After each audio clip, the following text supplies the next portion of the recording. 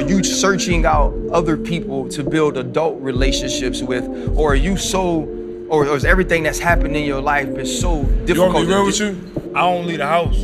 I play basketball and I go home. I don't care what y'all do no more. Like, all I care about is playing basketball all day. I go home and I try to talk to my kids as much as I can. I don't know what to expect when I leave this house no more. I've reached out and I've reached out and I've reached out and I've reached out and I've reached out so more that I gotta die with some kind of dignity. Like, you too young, bro. That's not sustainable, bro. I know that's not sustainable, but at the same time, I've been trying to find good people for so long. I'm tired, bro. I got, you know what I'm saying? You ain't got nothing left. You ain't got nothing left to give. Bringing you here wasn't about this, but dog, folks love you, dog. Nobody want to see you go through this. I think the thing is, man, like so many times we are asked because of talent to carry everybody. We are not made to carry everybody. Women are asked to carry everybody. They are not made to carry everybody. Dog, it takes a fucking village, bro. And at some point, you gotta have somebody who don't need shit from you, who don't want shit from you, who wanna see you win, man. Like, we don't do this for us. Yeah, like you wanna build these things. When Freddie said, man, you could tell your narrative, tell that shit and I'll preach it too. What we saying is, man, don't give up, and we won't give up. But everybody just sit there and laugh. Motherfuckers just sit there and make jokes. Motherfuckers only care when it's time for somebody to die. Bro, motherfuckers is out here showing every day that they need help. It's in the music, and we only listen to it till these die.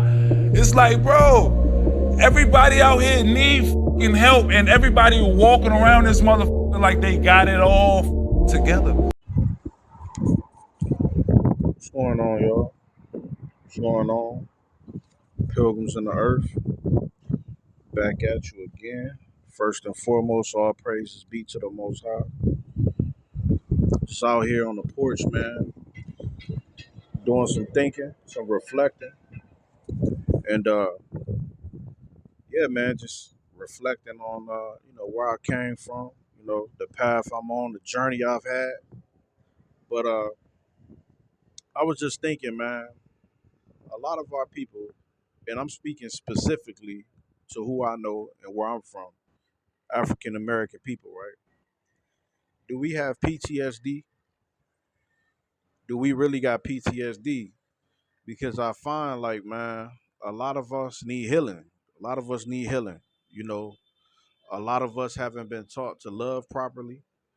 A lot of us have built up these defense mechanisms, this hardness, this tough exterior, but we really emotion on the inside. We really emotional.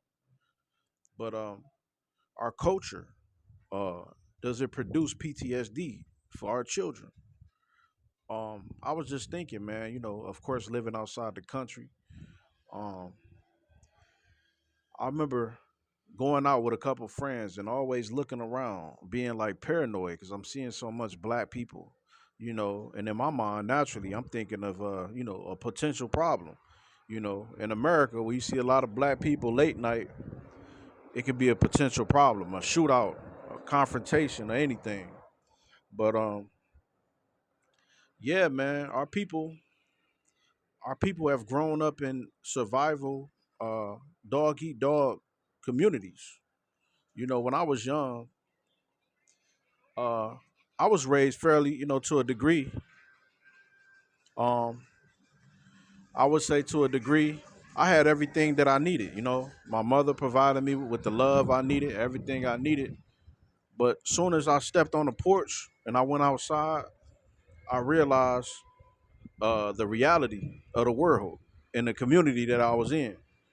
You know, we always talk about the young kids, who was crazy growing up, right? Who turned into shooters, you know, the badass kids, you know what I'm saying? And me myself, I turned into a badass kid uh because of the lack of structure, So I never kind of harp on that as far as, bragging, oh yeah, I did this, I did that. Nah, a lot of that stuff is due to dysfunction. So yeah, a lot of these children who was badass kids had dysfunction in their household. So when I stepped outside and I seen badass kids, bullying and all that stuff, I had to become badder than the badass kids. You learn survival early. I'm talking about, elementary school. You learn how to fight, you learn how to stand up for yourself. Um, so you grow up in these environments and you know, even going back to juvenile days, getting locked up, you know, you learn survival, man, as a young man, especially when your father is not around. You don't got no big brothers or nobody to run to. You learn how to protect yourself. And you actually become a bully to the bullies. You know what I'm saying? It's a survival mechanism. Um, and we always talk about the sisters, or they masculine and all that. A lot of them sisters, man, it's a survival thing. Not only for men, but for women also. They had to learn how to, protect themselves, how not to let people get over on them. And I started to realize, even coming outside the country, looking at our people, we are sick people, man. We look at vulnerability as weakness. You know, I done seen people reach their hand out and offer certain things, and our people will look. We have an eyebrow up because we don't understand kindness. We don't understand genuineness. You know, all we was taught was survival. And seeing this brother in the video, I can definitely connect with it because if you're the type person coming from where we from and you're a genuine person and you show love to people, you know, 9 times out of 10 you're gonna get bit, and that's real. You know, we're people, we can't deal with offenses properly, misunderstandings properly. You know, I come from a place. If you have a misunderstanding, it can easily lead to bloodshed or at least a fight. You know what I'm saying? But let's not even talk about that aspect. Let's just talk about unforgiveness. Look where we from, man. A lot of us haven't even talked to family members in years. In years. I'm talking about brothers, sisters, cousins. You done slept on the same bed, shared the same clothes with. You know, it's just crazy, man, because living outside the country, I see the community. I see people, eating out the same bowl, out the same dish with their hands. We have so much separatism where we from. But I think we got PTSD, man.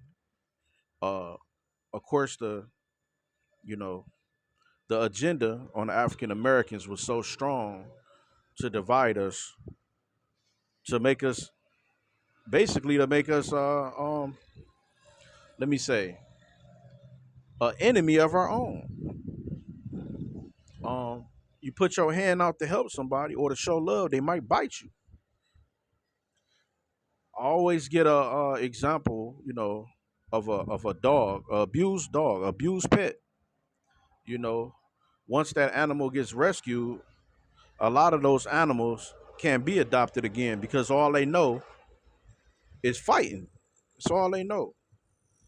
You know, if they're out of their comfort zone or out of their comfortability, their guard is up. That hair on their neck stand up. They bag up against the wall like I am right now. But I can say I used to be like that, man. I used to be like that, and I'm still working on myself. But uh, I can still see that on our people. They always think you trying to get over on them. We don't have no accountability. We have an egotistical culture. We can do no wrong. Everybody hating on us, you know, and it's almost like a stench. It's almost like a stench when you realize what it is. Going amongst other people, you start to realize, like, wow, this is really what we struggle with. Um, you kind of have to step outside of the circle or outside of the bubble to look at it and analyze it and say, dang, that's really where we come from. And you ain't even got to be from a necessary hood, because I done grew up in the hood. I done moved to the suburbs. I moved all over, man. But black people, it's something different about black Americans, man. I'm telling you, it's something different. Even the Mexican Americans, they come from uh backgrounds of not having a lot, and of course, violence and things like that. But one thing they have is togetherness. They have each other. But they did so much programming on us, man. Uh, and I just gotta be real. Ask me the last time I'd have seen family, man. I'm not talking about nobody particular, but I'm using myself as an example. And I know it's many people like me. The only time families get together is at funerals. You know, we just got this hardness in us, man. Let alone trying to make friends. You know, let alone trying to make friends. People talking about you behind your back, creating narratives. We live in a gossip culture, a murmuring, backbiting culture. You know, everybody just putting on a front to look good for the next person. Man, we got PTSD, y'all. But yeah, I wasn't trying to be long-winded, y'all. I'm just, I wanted y'all to, really think about that. Do we got PTSD? It's Pilgrims in the Earth, man.